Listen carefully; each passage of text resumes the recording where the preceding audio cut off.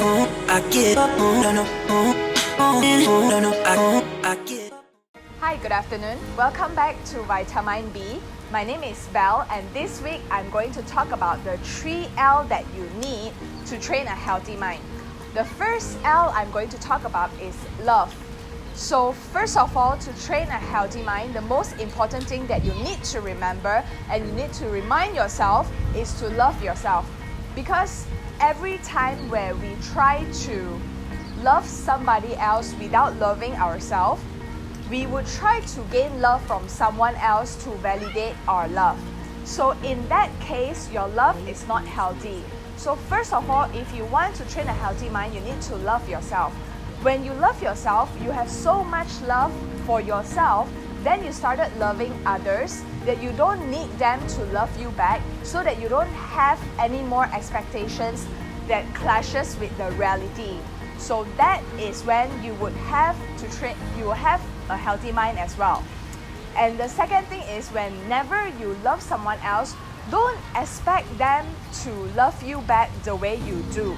Because when you do that, you would have set up an expectation that other people could not meet, and that means that you are fighting yourself with the reality. And that is when I told you that you would create a freaking nightmare for yourself. So just remember, love yourself so much that you don't need people to love you back, and have so much love for other people as well, and that you don't need them to love you back as well. This is one of the clips that I hear from Rachel Hollis, that she was also talking about this love. Also, making the decision as a people pleaser that I would no longer seek love from others in negative ways. And the only way I know how to do that is I'm gonna be so filled with love myself. I'm gonna be so filled with love for my in-laws, for my parents, for everybody else, that it doesn't matter if you love me back. I'm gonna love you so hard, it doesn't matter if you love me back. Because if I've got enough love for both of us, then I don't need to try and shape myself into someone new in order for you to approve of me. And the next L I'm going to talk about is liberation. All of us, all these books, The Secret, the video that always talked about manifesting. But we can also do the opposite, which is liberation. Because manifest is to go from having thoughts, having beliefs, and then taking actions and then have results. What about having a little celebration for yourself? Whenever you achieve something, create a celebration for that small achievement. Even though it's small, it is an achievement. And then from there, start to think back, what belief did you have, what action did you take, what thoughts led to this belief and this action. So this is the process of liberation. Because when you manifest, you are only going through from thoughts all the way to beliefs, actions, and then to results. Why don't you try to duplicate your results by liberating your results? So you can always think of your achievement and let back to go through a thinking process. What actions did you take? What beliefs did you have? And what thoughts started all this process? So that's one of the liberation. Even Steve Jobs have that. Steve Jobs gave, and I'm sure you know it, where he talked about how you get old enough where you can look back and join the dots, and you realise that all the things that made no sense at the time, they all link up and they create a story. So then let's move on to the third L, which is learning. In the past week, I've talked about knowledge that never ends. You always have to gain knowledge. Or this week, I want to talk to you about learn. Because every time we go through something, we would need to learn something from it. There was always something to learn. And when you go through everything in life, the game of life, you win. You can think that you either win or you lose, but there's no losing. You win or you learn. Win or I learn, but I never lose. What does that mean?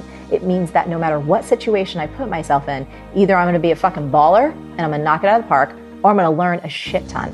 And then I'm gonna be like, okay, so I learned all this stuff, I could do it next time. But I never lose. So I'm not attaching that identity. Does that mean that I never make silly mistakes? Of course I do. Does that mean in the moment when I've wasted cash, when I've made a poor judgment call, when I've fallen flat on my face, that I don't freaking cry or feel like an idiot or absolutely want to cry in the corner or call someone and be like, I can't believe it, I'm so stupid. I absolutely do those things. I do those things.